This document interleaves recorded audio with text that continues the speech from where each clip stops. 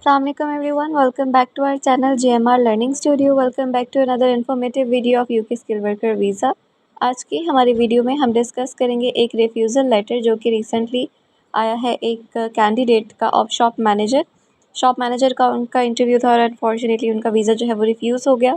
अब रिफ्यूज़ल की रीज़न क्या थी, किस वजह से वीज़ा रिफ्यूज़ हुआ, ये डिस्कस करेंगे आज हम इस वीडियो में। अपनी वीडियो को आगे मूव करने से पहले अगर आपने हमारा channel JMR learning studio subscribe नहीं किया then please subscribe to our channel and also press the bell icon for latest updates. Please visit our channel for more informative courses. चलिए अपनी वीडियो की तरफ मूव करते हैं। रिफ्यूज़ल के start में आपको बताया जाता है that you applied for entry clearance as a skill worker migrant और डेट होती है। देन आपको बताया जाता है कि अनफॉर्चुनेटली आपका वीज़ा जो है उसको रिफ्यूज़ कर दिया गया है और देन आप आगे जो है आपको रीज़न्स का बताया जाता है। तो हम डायरेक्टली मूव कर रहे हैं रीजंस की तरफ। To be granted permission as a skill worker migrant you must genuinely intend and be able to undertake the role for which you are being sponsored and not intend to undertake employment other than in the role for which you are being sponsored. After initial assessment of your application, you were invited to attend an interview at the Visa Application Center, which was conducted via team through video link on 24 July 2024. अब इन candidate का जो interview है वो 24 जुलाई को किया गया था और वीज़ा एप्लीकेशन सेंटर में इनका इंटरव्यू हुआ था through video link and also you were asked a series of question to establish whether you genuinely intend to undertake and can undertake the role of shop manager and recorded on your certificate of sponsorship. I have provided evidence below as why I am not satisfied. You can work in this role. अब यहाँ पर बताया जा रहा है कि आपका जो इंटरव्यू हुआ था ऑन 24 जुलाई, तो आपसे बहुत सारे उन्होंने क्वेश्चंस किए थे।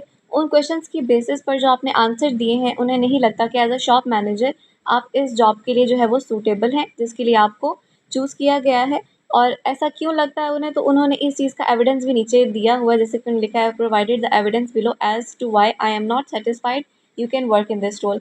अब मूव करते हैं क्वेश्चंस की तरफ जिन पर रिफ्यूज़ल आया है और उन रीजंस की तरफ जो कि केस वर्कर की तरफ से आए हैं और जिनकी वजह से जो है वो रिफ्यूज़ल आया। सो फर्स्ट क्वेश्चन है, do you feel like you have the necessary skills to undertake this job role in the UK and can explain to me why do you think you do. अब उनसे question किया गया था कि उन्हें क्यों लगता है कि उनके पास सारी नेसेसरी स्किल्स हैं इस जॉब को अंडरटेक करने के लिए।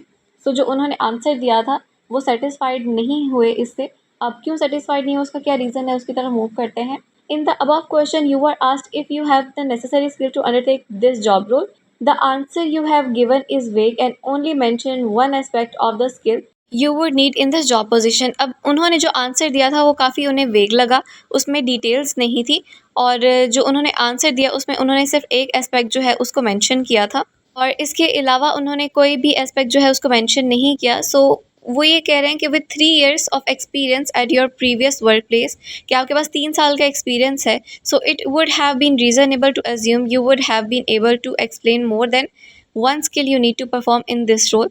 तो वो एक्सपेक्ट कर रहे थे कि आपके पास 3 years का एक्सपीरियंस है तो आप जो है इसका बेहतर आंसर दे सकते थे विद 3 years ऑफ एक्सपीरियंस।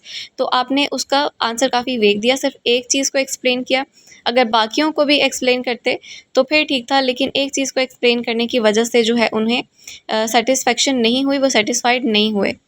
अब मूव करते हैं नेक्स्ट क्वेश्चन की तरफ जिनकी वजह से जो है वो रिफ्यूज़ल आया है। तो जो सेकंड क्वेश्चन है जिसकी वजह से रिफ्यूज़ल आया है, the question is what are the food safety regulations you will have to follow, कि फूड सेफ्टी के रेगुलेशंस के बारे में पूछा गया था जो उन्होंने फॉलो करने हैं। And next question is what is the importance of managing N inventory, inventory को मैनेज करने का क्या जो है वो इंपॉर्टेंस है, आप किस तरह से मैनेज करेंगे, ये भी पूछा गया था। आप नीचे देखें तो उन्होंने लिखा हुआ भी है how will you do this. And जो एक और क्वेश्चन उनसे किया गया था, how will you recruit and train new staff, कि आप जो है न्यू स्टाफ को किस तरह से हायर करेंगे और उसको किस तरह से ट्रेन करेंगे, आपका इस चीज़ का प्रोसेस क्या है। तो ये जो है वो क्वेश्चंस हैं जिनकी वजह से रिफ्यूज़ल आया है।